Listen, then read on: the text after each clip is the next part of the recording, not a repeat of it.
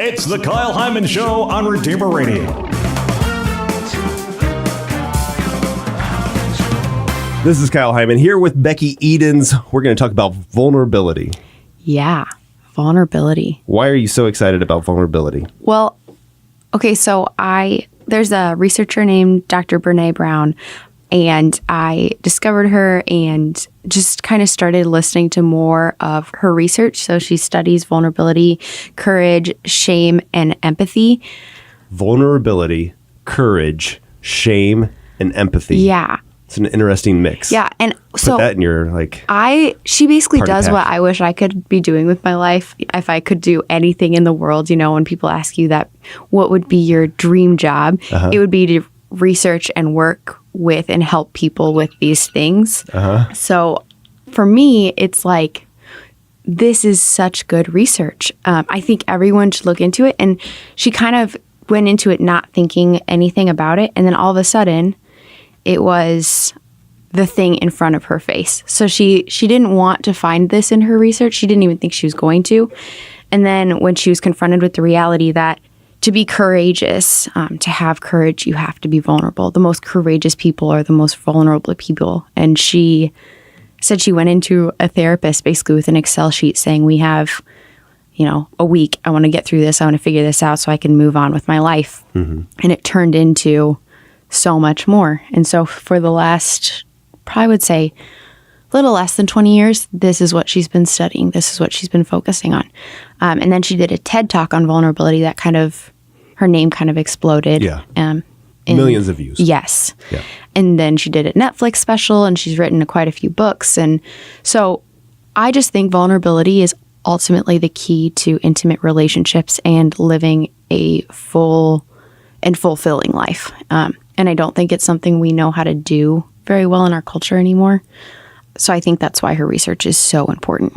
Well, and I think we can understand that and see that amongst friends, maybe close family members or something like that, to be able to share your weaknesses, things that you're struggling with, and they can support you on that. And we can see the benefits of that.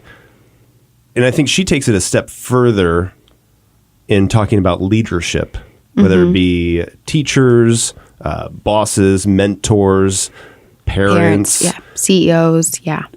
And that's where I think it seems to be a little bit of a bigger leap, because we see those positions of you need to establish your authority by not showing your weaknesses. And we see this countless times, people that are in high positions that would never admit to any kind of weaknesses. Maybe a couple politicians might come to mind, never admitting to a mistake. And so we could see that and say, like, no, look, that's what it takes to be successful. How does vulnerability fit in those situations? I think the more vulnerable, well, not the more vulnerable, because, vulnerability, she says this in one of her talks, vulnerability without boundaries is just exposure, right? Like, there's a certain level of vulnerability you can have. But if people in positions, high authority positions, whatever that looks like, whether that is parenting and you're the authoritative person, or running a company, or just basically if you're in charge of anybody, if you're the boss of anybody, being able to admit you're wrong gives them the freedom to admit they're wrong. By saying, I've messed up, all of a sudden it's okay to admit to the failures, and that's how you learn. So we see that a lot in the medical field, because everyone gets sued now. If you admit you're wrong, you can't say it, because the minute you say I messed up, all of a sudden you're no longer practicing medicine. So now it takes these doctors to make the same mistakes that maybe someone has already made, but because you're not allowed to admit what went wrong or how that went wrong, they're not learning from each other.